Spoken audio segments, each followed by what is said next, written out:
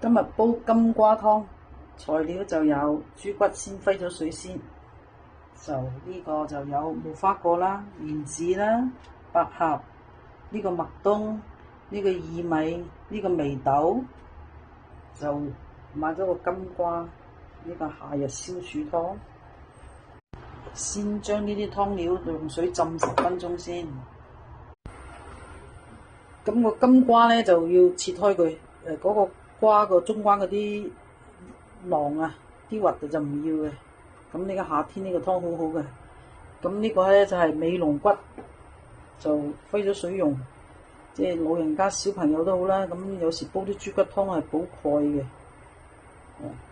我哋中國人冇辦法，鈣片又食唔慣，就咁樣就好啲噶啦。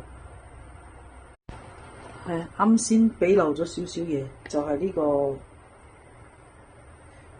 肉粥啊，攞出嚟睇，呢啲野生肉粥嘅，野生肉粥，俾少少落去好好嘅，甘，唔使俾咁多，因為2個人份量差唔多得嘅，有少少就好好味嘅肉粥，一齊浸一浸佢。水滾啦，煲湯一定要滾水先好落嘢嘅，特別啲瓜菜咁就唔會苦同埋澀嘅。咁就先俾咗啲煲湯嘅材料，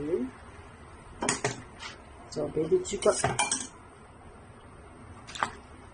骨，俾埋啲瓜，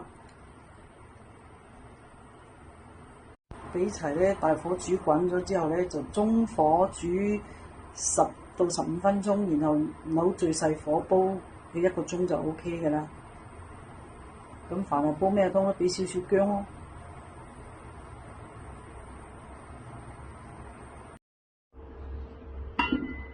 哇！啲湯煲好咗係咁樣，飲咗好好飲，好甘。今晚食咩餸？蒜蓉開邊蝦味精。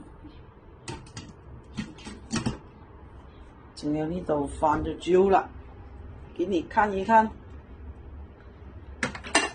今日蒸水蛋，